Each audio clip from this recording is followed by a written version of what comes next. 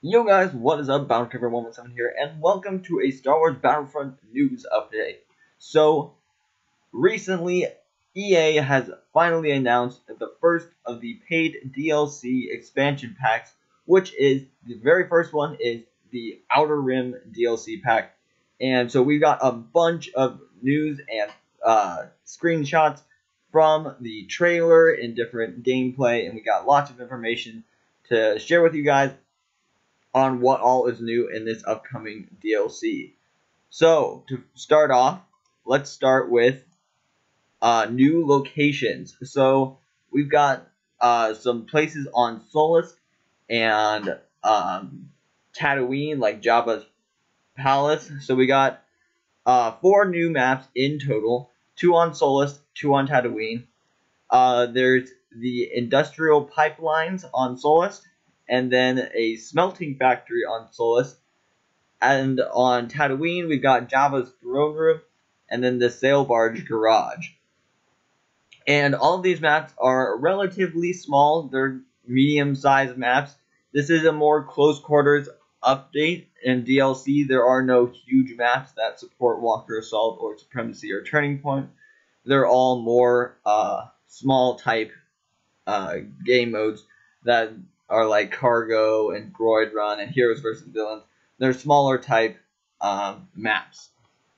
So in the background of this picture, you can see the industrial pipelines of Solus on Insuyu Tor, which is on top of a mountain, and it's part of the book. It's a location from the book Star Wars Battlefront Twilight Company, so kind of getting some more continuity with the books and the games and everything, which is really cool. Next, we've got this is the exterior of the Jabba's Palace sail barge garage. The garage door is opening, and you can see the palace in the background. This is another more extended, zoomed out version of it, so that you can battle a little bit on the exterior of it as well as the interior.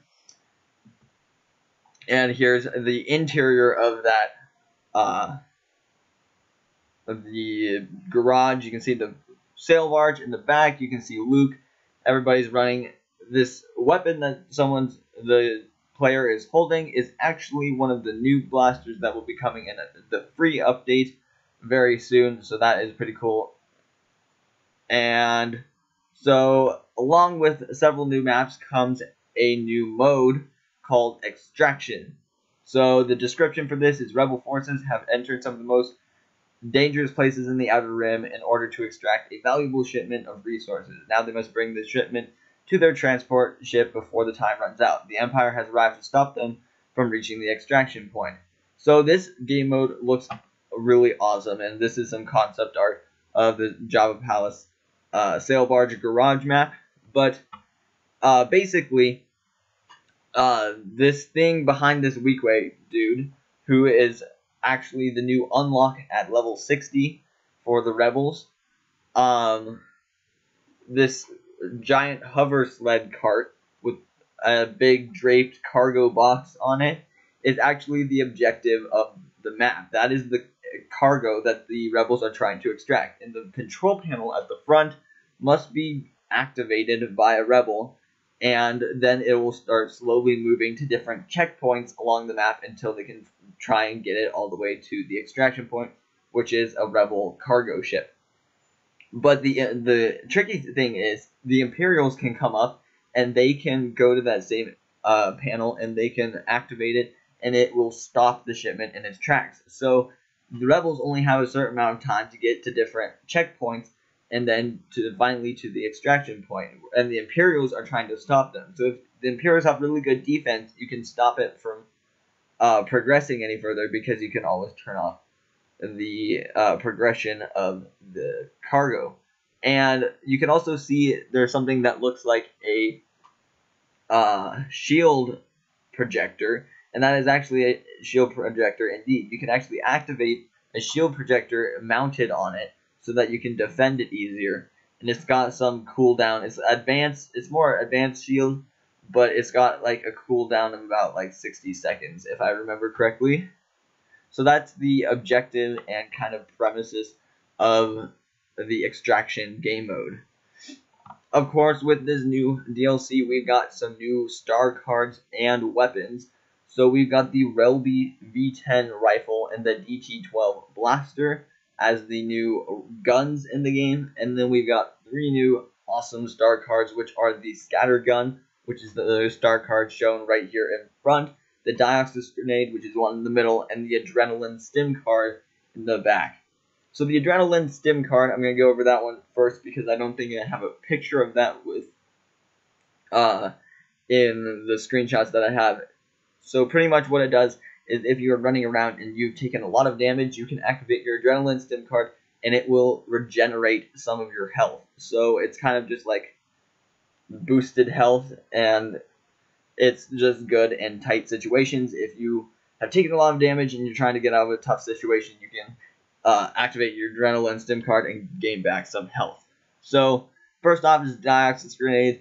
It's a gas grenade, so you throw it down, and kind of like the smoke grenade, it makes a cloud of fog, but this is poisonous gas, and anybody inside that gas takes damage, and then you can get people with that. So it's very cool. I think it'll be a good use for like smaller game modes like Droid Run. You can put down a Dioxis grenade around the droid and prevent people from capturing it because there's a cloud of gas around it. So that's kind of my tactic that I'll most likely be using with the Dioxis grenade. But moving on, we've got the scatter gun. You can kind of see it in the person's hand. It's what it reminds me of is the scatter gun from Republic Commandos, and I'm pretty sure that may be what it's based off of. But it is a projectile, fires solid shards. You can see that down in the right hand corner. Fires solid shards, and it's got a little bit of a spread, but it does go through shields, as you can see here. And so it's like the cycler rifle and grenades, because it is firing solid projectiles. It can penetrate shields, which is very awesome. And it fires like a 2-round burst, and it seems pretty effective from what I've seen of it. And I'm really excited to play with that gun. The other one, this is the Relby V10 blaster rifle being shown. It's a little bit slower rate of fire, but I'd say it's somewhat like the A280C, but a little bit slower rate of fire, and I think it's got a little bit more range to it. Next, we've got a new power-up that's coming to everybody. It's not in the DLC, but it's shown in the DLC trailer, which is the Ion Disruptor. This gun was actually seen in Star Wars Rebels, and they used it to take down some AT-ST. It's an anti-vehicle weapon, but can also be used on infantry troops. You charge it up similar to the pulse cannon, and then you can fire it, and it lets out a giant electrical discharge that does massive amounts of damage. And from what the developers say, currently it is probably the most powerful weapon in the game currently. So that kind of gives you an idea of how ridiculously powerful this Ion Disruptor is. Next, we've got a picture of, this is a close-up of the DT12 pistol, which is infamously used by Greedo. And that puts us on the new segue of the new heroes. So we got 2 new heroes with the Outer Rim DLC, and these are Greedo and Nyan Num.